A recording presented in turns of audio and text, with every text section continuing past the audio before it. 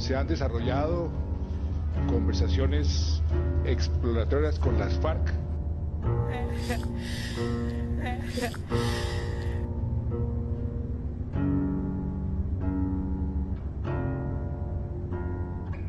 Desmovilización sin solución de las causas que han generado el conflicto es algo que no está considerado en ninguno de los combatientes de las FARC. La FARC y el ELN no son ningunos cuerpos terroristas, son ejércitos. Hay que darle reconocimiento a las Fuerzas Armadas Revolucionarias de Colombia y al Ejército de Liberación Nacional de Colombia.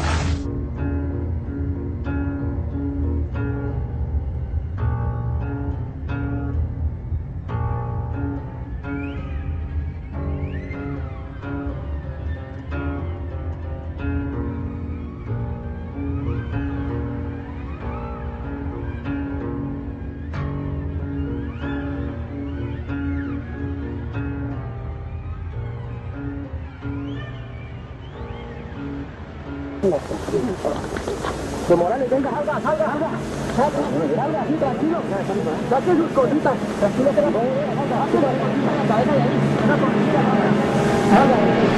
salga, tranquilo, la policía.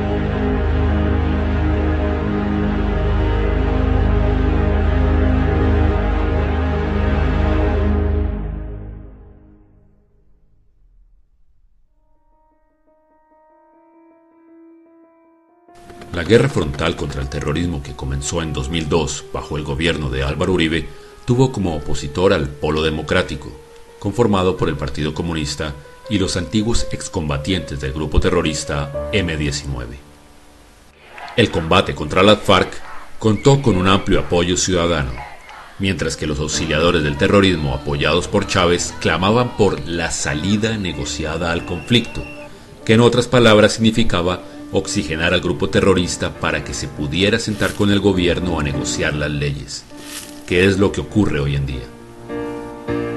En este contexto aparece un hábil jugador de póker, Juan Manuel Santos, quien se convierte en ministro de Defensa del gobierno de Uribe y principal defensor de la seguridad democrática, nombre que se le dio a la ofensiva contra los grupos terroristas.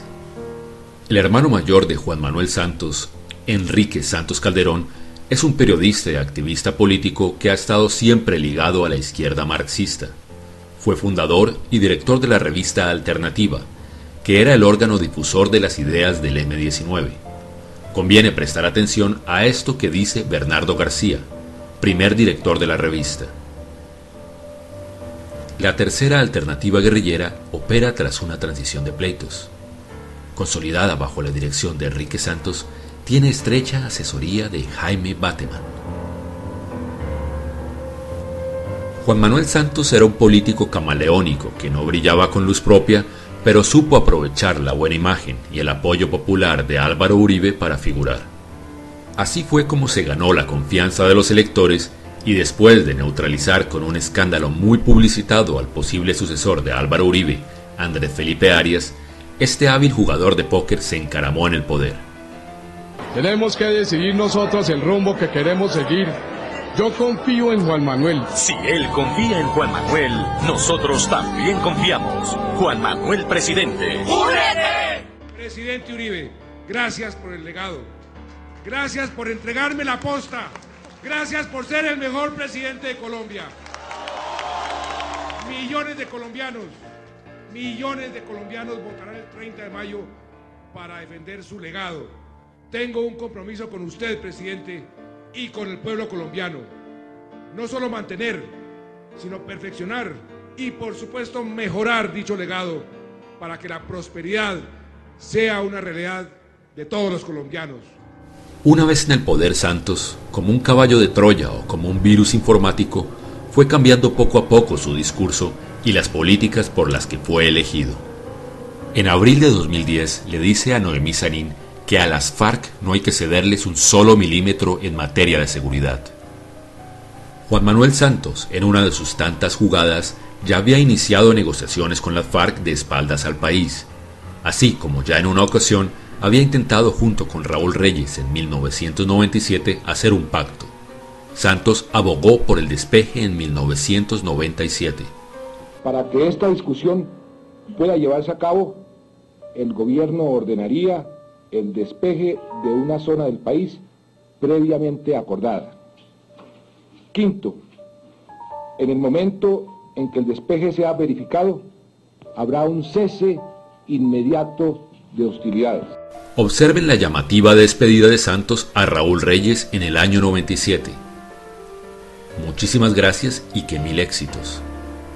¿Le desea éxito a las FARC? Seguramente el éxito que están teniendo actualmente con su respaldo.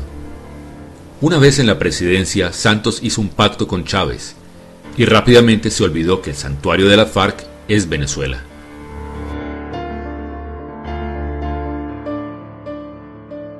Y claro que puede perecer la democracia y la libertad del continente si estos grupos de secuestradores, de extorsionistas, de asesinos y de reclutadores se fortalecen nuevamente en estos campamentos, en estos campos de verano en Venezuela. Y eso no se puede permitir.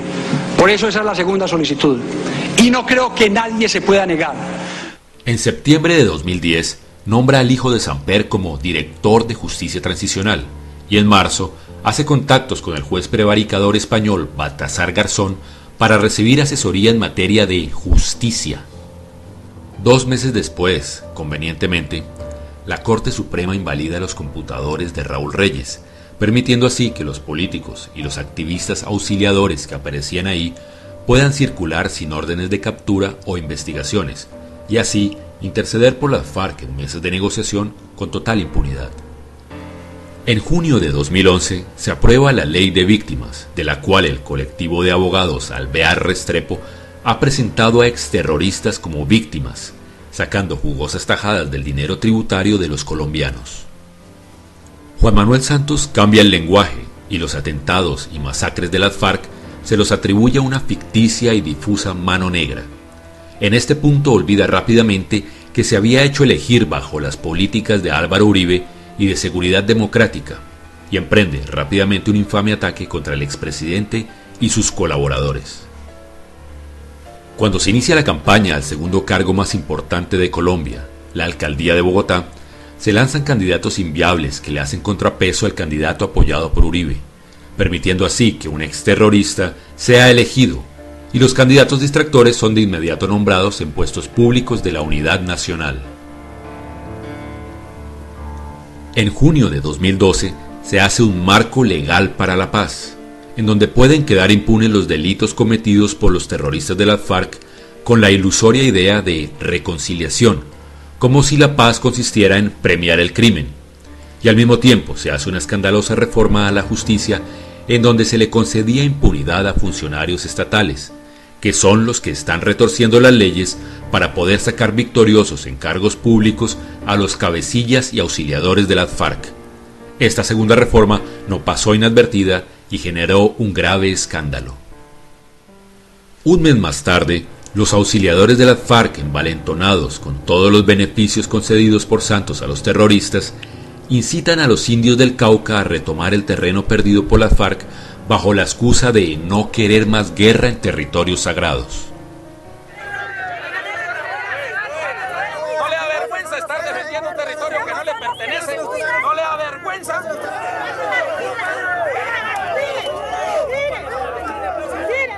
Solo hay que ver este titular de 3 meses después para entender que Santos solo está aplicando el plan totalitario de las FARC.